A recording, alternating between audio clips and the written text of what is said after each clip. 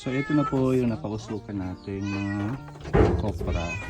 Natanggal na po siya sa bao. And dry na siya.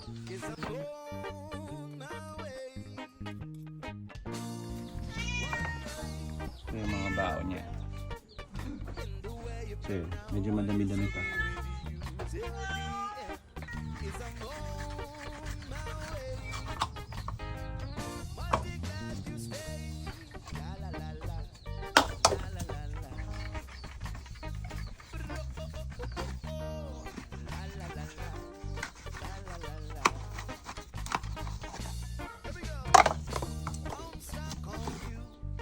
So ito, hindi pa to finished product.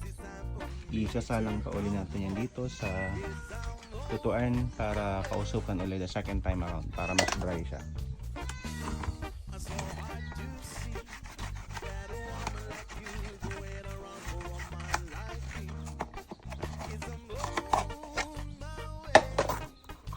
So ito na nakasalang na uli sa paunitan para mausukan yung mga kopra na nabalatan na, wala na yung shell. So pinapag-dry na lang, and then after nyan mag-dry, pwede na yan kiluhin at ibenta. Thank you!